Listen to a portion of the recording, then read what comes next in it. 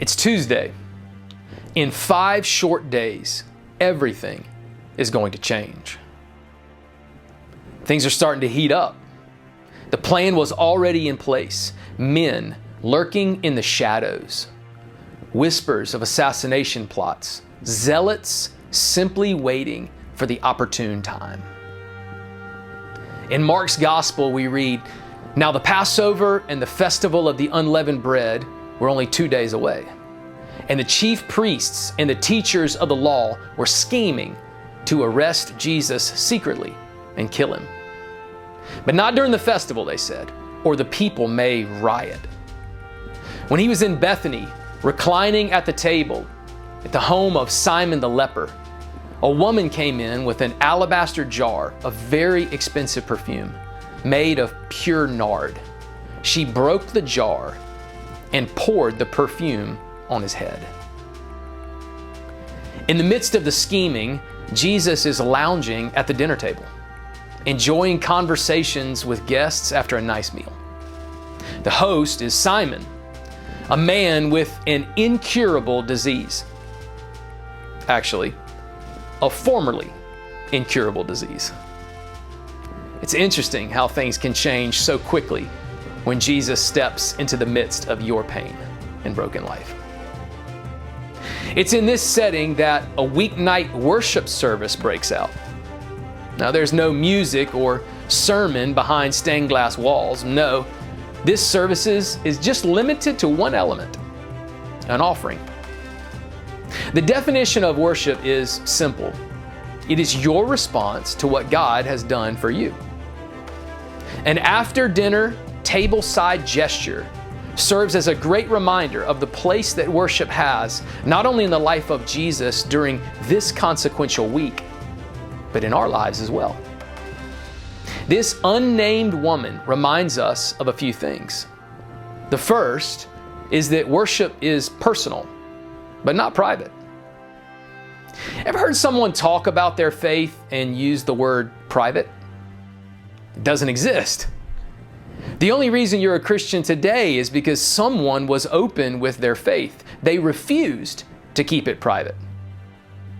The woman could have secretly handed Jesus the perfume in a sealed box, anonymously. It's the thought that counts. But when faith goes public, the impact is multiplied. God can use the story of what He's done for you to change someone else's life as well. The second reminder is that worship involves sacrifice. This woman anoints Jesus' head with an entire bottle of perfume. It's called nard, a fragrance made from the spikenard plant that is native only to India. These details are included by Mark to communicate one thing. She dropped a bag on this perfume. It came from a long way away in a day where 2-day shipping was an unheard of commodity. In the next verse, we actually see how expensive it was. The perfume cost roughly the same amount as the average worker in the first century made in a year. Stop and think about what your take-home pay is over the course of an entire year. And now imagine giving that to Jesus all at one time in one fell swoop. Why in the world would a person do that?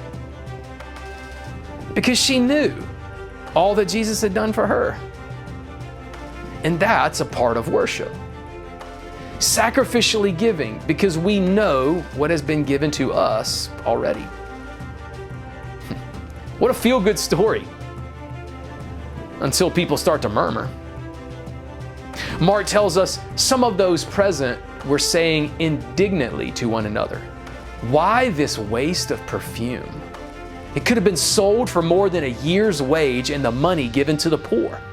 And they rebuked her harshly. The contrast could not be more obvious. The woman is generous. The crowd is greedy. The woman is humble. The crowd is arrogant. The woman is selfless. The crowd is self-centered. The woman kneels in humble adoration. The crowd sits on the peripheral, sulking with their arms crossed. When the crowd asked, "Why give that much?" the woman responded with, "Why not? After all he's done for me." Is that what your worship does? Is it just hollow words, empty singing, and a life void of meaning? Or is it your response to what God has done for you? Is it actually worthy of what he's done for you? By the end of the week, these dinner guests, along with the entire world, will finally realize what Jesus is actually going to do for them. A lot can happen in 5 days.